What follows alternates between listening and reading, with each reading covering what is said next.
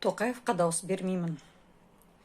Төменгі видеолардағыдай көбіне қазақ тіліне орын жоқ, не тілді қылмыс ретінде қабылдайтын, не ұлт тілін басынатын жүйе қалыптастырғаны үшін. Видеоларды қазір көресіздер, содан кейін менің өзім айтар сөзімді болады. Жақсы, онда сен мінеки Керекудің қазағы, қазақша неге сөйлемесіңдер дегенде, мені сотқа берейін. Сотқа бер, уголовный статьяны көрейік. Мінеки қараңыздар. Сотқа беріңіз енді мені, уголовный статья. Мінеки Керекудің қазағы, неге қазақша сөйлемесіңіз десе, айтады, это уголовная статья. Сіз неге мені қазақша сөйле деп атырсыз, это нацизм деп қазақ айтып атыр. Көрдің, мына казашка күліп. Мінеки. Мынау спрей, аннотациясы тек қана Ресей Федерациясының тілінде, қазақ тілдер сонда пайдаланылмайды. Не мынау фармбақылау сіздерге айтып отырмын, не мынау контрабанда, мынау не деген сөз. Мінеки қазақшасы жоқ, қараңыздар.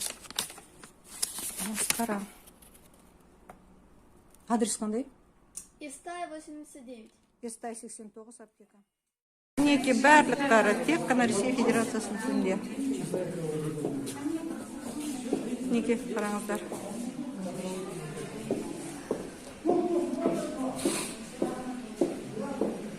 Мінеки. Бұлай түсірмей қойын. Барлығы тек қана Ресей Федерациясының тілінде. Главный врач Данель. Мінеки жаңа Ирина Ивановна деген не? Айтады, пойдемте, вы умеете же говорить на русском языке. Солай айтып тұр. Мінеки. Вы умеете говорить на русском языке, дейді, а мен неге сөйлемім керек орысша. Мінеки мына кісі маған айтып тұр. Вы уже умеете говорить на русском. Мені орыс тіліне барлығын орысша істеп қойған, орыс тіліне бағындырғыз керек тұр. Мінеки осындай масқара болып тұрмыз біз. Кереку қаласы, Мосқақов бастаған өңір, Байханов бастаған қала, сондай болып тұрмыз. Мынау да орысша, қараңыздар. Нәтижелер. Талон алу. Қазақшасын бастық, талон алуды бастық. Сіздің номеріңіз 332. Мінеки. Талон 6. Пройдите к окну. 6 клиент. 330. Пройдите к окну. 6 клиент. 331. Пройдите к окну. 5 клиент. Қазақша алдық. Пройдите к окну. Қызмет тек қана орысша. Алдым. Қазақша басқаннан, қазақша бастым. Алдым. 331 талонда хабарлап тұрды, жаңа тек қана орыс тілінде.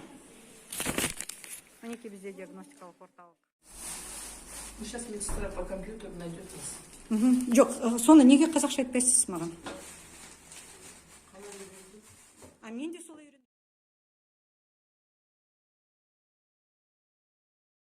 Мен Қазақстан 64 келдім бөлімшесіне. Мұнда мен кассирға бардым, бірінші касса, оны да видеоға түсіріп алдым. Ол маған зейнетақымды беруге бас тартты, өйткені мен орысша бланкына қол қоймадым. Енді қазір мен полицияны шақырдым. Полиция маған жеке куәлігімді алып бере ме жоқ па білмеймін, бірақ та зейнетақы маған берілмейді. Енді Қасым-Жомарт Кемелұлы, ренжімеңіз, мен бүкіл Қазақстанға насихаттаймын, сізді сайламасын. Өйткені Қазақстан Республикасында мемлекеттік тілде халық банк зейнетақыны да бермейді, онымен тұр ғой жеке куәлікті алып алады. Жаңа бөлім басшысы Анна Сергеевна ғой деймін, келді, айтты, сіз отырыңыз, ниетіңіз видеоға түсірге құқыңыз жоқ, мен айттым, толығымен құқым бар. Қолында менің жеке куәлігімді берген жоқ. Енді мен отырым жеке куәліксіз, мен енді заңсыз адамын. Мінеки, мен тұрмын осы банкта, білмеймін неше қаншама уақыт, осы кассаның алдында бір 15-20 минуттай тұрған шығармын. Менің бостандығымды шектеп тұр деп есептеймін. Қараңыздар, менің куәлігім кассирдің алдында жатыр. Кассир бермей тұр. Өйткені олар мені мәжбүрлеп тұр, тағы да мен жаңа неттім ғой, орысша бланкқа қол қойға мәжбүрлеп тұр. Мінеке бас банк, мына Өскеменнің банкі филиалы директоры Мұса Ходжаева, білмеймін әйтеуір, кешірім сұраймын деп дұрыс айтпасам, ол кісі менің енді бостандығымды да шектеп тұр деп ойлаймын. Ол маған зейнетақы бермей тұр. Анна Сергеевна, тұра тұрыңыз. Мен қазір Тоқаевқа видео үндеу жасадым. Мінеке Анна Сергеевна, менің куәлігім мінеке тұр. Анна Сергеевна менің куәлігімді бермей тұр. Мінеке қараңыздар. Менің жеке куәлігім, мына бөлім басшысы Анна Сергеевнада. Мінеке менің жеке куәлігімді бермейді, мінеке менің зейнетақымды бермейді. Мінеке мынау Қазақстан 64, осындай масқара болып жатырмыз. Жаңа Тоқаевқа үндеу жасадым. Ренжімеңіз, сізді сайламауға бүкіл Қазақстанды шақырам деп. Мне жаздама көктемде ме осы Home Credit банкқа мен ескерту жасағам. Мынау автоматтық түрде болу керек қазақ тілінде деп, орыс тілін таңдау керек деп. Қараңыздар енді. Қазақ тілі астында тұр, мұнда тек қана Ресей Федерациясының тілінде тұр. Қазақ тілін басам, мысалы үшін шықты, депозитті басам. Мінеке консультацияны басам, мысалы. Бастым консультацияны. Мінеке қараңыздар, үстінде орысша, видите, мінеке осындай. Мен білмеймін, неге орысша. Не тек қана орысша, не үстінде орысша. Ресейдің губерниясы. Получить талон үстінде. Мінеке, я русский человек. По закону я не должен говорить. Вы со мной должны говорить казахи на русском языке. Мінеке қараңыз. Повторите мне эти слова. Почему вы отвернулись? Повторите мне эти слова на камеру. Я не обязан на видеокамеру смотреть. Мінеке маған айтып отыр, мына қыз қазақша қызмет көрсетпеймін деп отыр. Мінеке дискриминация болып жатыр. Сіз қазақсыз ба? Да. Я қалайсыз қазақша қызмет көрсетпейсіз? Жайылмысадағы технодомда тұрмын. Мінеке маған қазақ тілінде қызмет көрсетпеді. Я не казашка дейді, менің ұлтын сұраған жоқпын. Мінеке масқара болып жатырмыз. Так. Сіз адам дұрыс тілде қызмет көрсетесіз ба? Можете не снимать. Администратор вам позовут, как снимать администратор. Мінеке қараңыздар, екінші технодомның қызметкері, екі касса, екеуі де. Сіз қазақсыз ба? Мінеке қараңыздар. Екеуі де қызмет көрсете алмай жатыр. Ирина, повторите слова, что с казахским языком вы разжигаете межнациональный рознь. Из-за казахского языка, тут из-за таких, как вы, начинается война.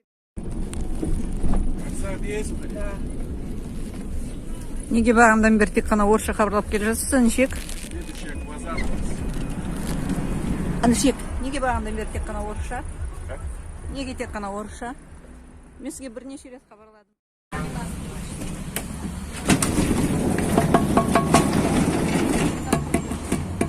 Есігіңізді ашыңызшы. Мінеке мына Чурсова, қараңыздар. Чурсова мен пошла нахер деген қазақша неге хабарламайсың десе, Чурсова Светлана Сергеевна, бүкіл Қазақстан қараңыздар. Мінеке мынау әкім Сқақов мені пошла нахер деп айтқан сияқты, өйткені мына Чурсова неге қараңыздар, мені телефонға түсіріп отыр. Мына жүргізуші қараңыздар. Мен шықтым, тұрмын, барлық нелерді тоқтатып қойып, мені видеоға түсіріп отыр. Я буду говорить только на русском языке. Неге қазақша емес, неге Покутузова десем айтады. Я буду говорить только на русском языке. Пошла нахер. Жаңағы айтты, да шаңыраға Покутузова деді. Неге солай айтты, соны сұрайыншы қазір. Покутузова, ага.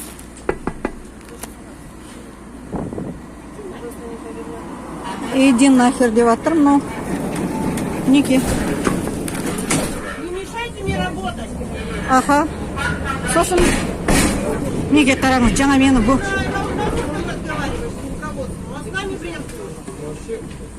Мінеке жаңа мені пошла нахер деді.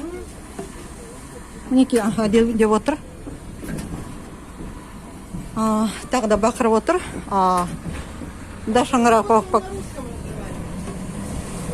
Я буду на русском разговаривать, деп қояды. Даша Кутузова деп отыр. Чусова Светлана Сергеевна. Неге барлық аялдамалар тек қана орыс тілінде? Неге барлық аялдамалар тек қана орыс тілінде? Хабарлап келе жатыр. Жаңағы орысша Түгеленбай, неге десем айтады. Мать казашка, отец кореец дейма, әйтеуір керісінше дейма. Мінекей бізде мінекей маршрут 003. Қараңыздар. Кереку. Сау болыңыз, бір сөзді жаттап алыпты ғой мінекей.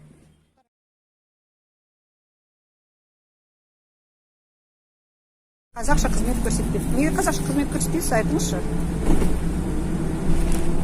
Неге қазақша қызмет көрсетпейсіз? Аха. Так, қазір полицияға звондаймыз. Менің қолымнан жаңа періп қалды. Қазақша айтыңыз соны. Қазақша айтыңыз.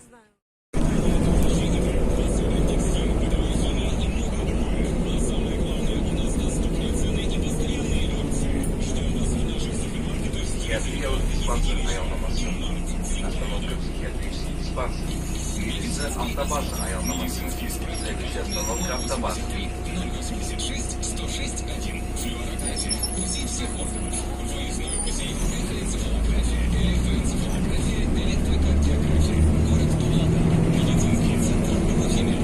Улица Академика Викторова, 115. Тула. Медицинский центр Лохимед. Ломбард паритет. Мы работаем быстро, качественно, профессионально. Паритет. Кредиты всего от 0,2% в день. Работая с нами, вы точно уверены на точность, честность.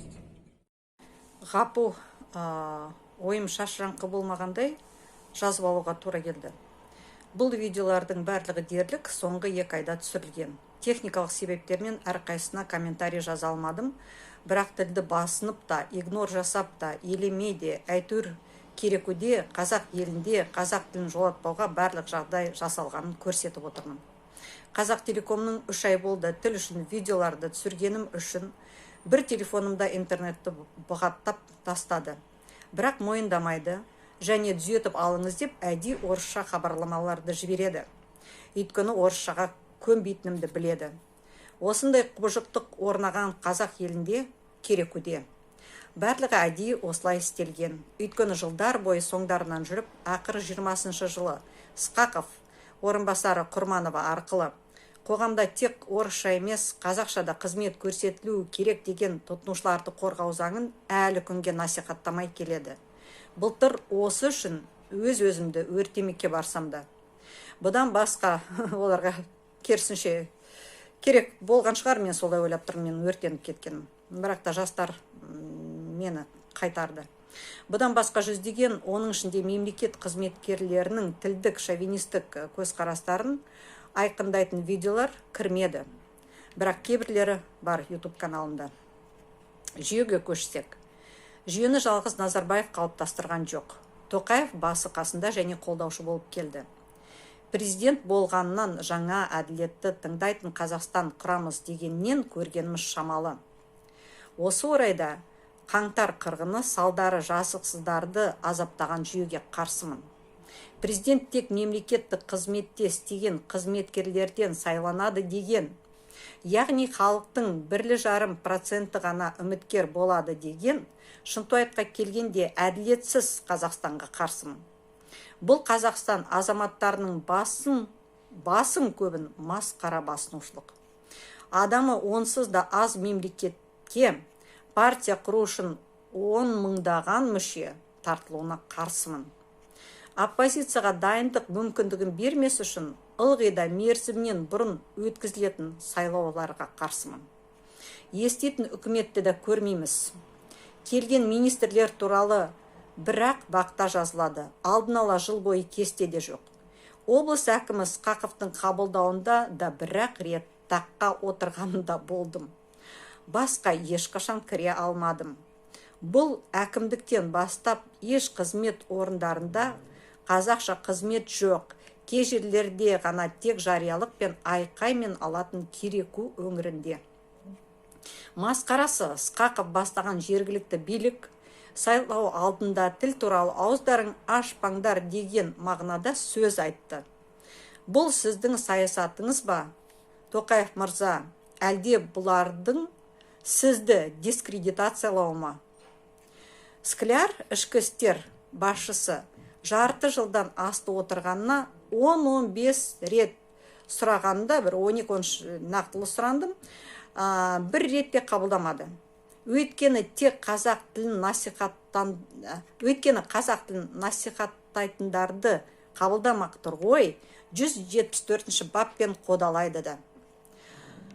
Жұмысқа қабылдайтын жарнамалар тек орыс тілінде. Бұрын қазақша жауап беретін телефондары орыс тіліне көшіп жатыр.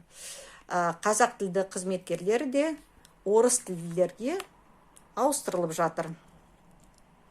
Қазақ тілін басынған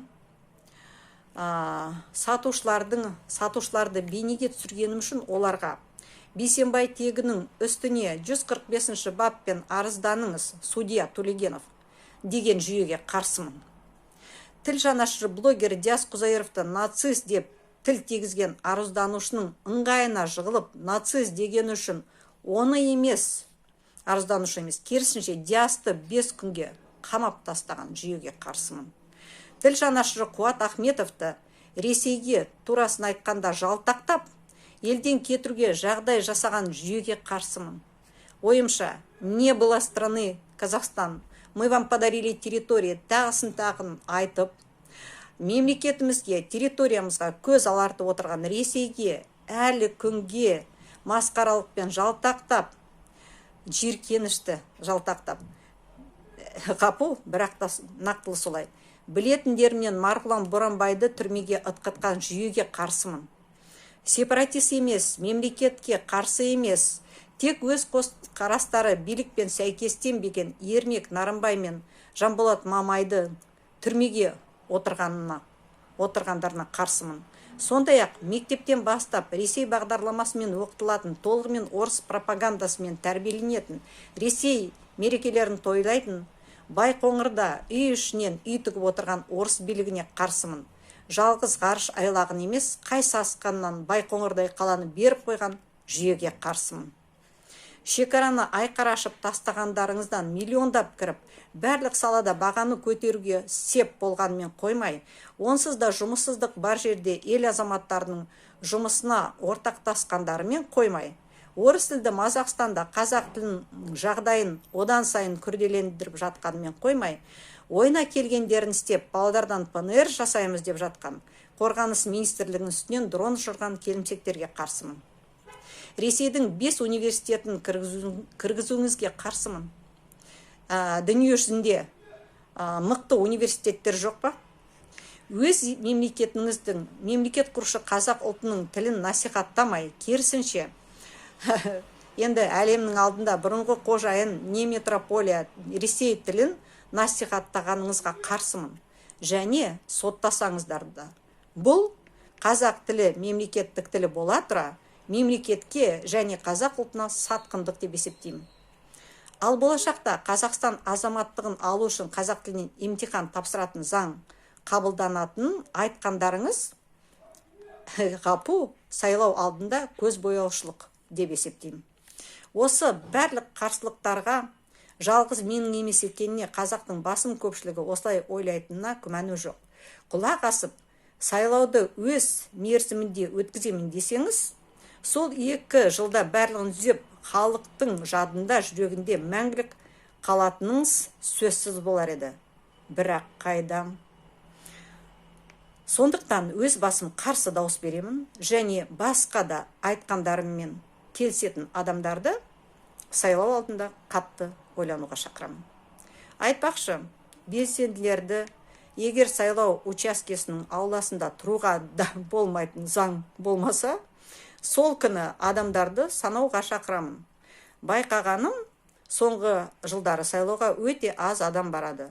Бірақ билік әдеттегідей, электораттың басым көбі қатысты дегеннен таймауда.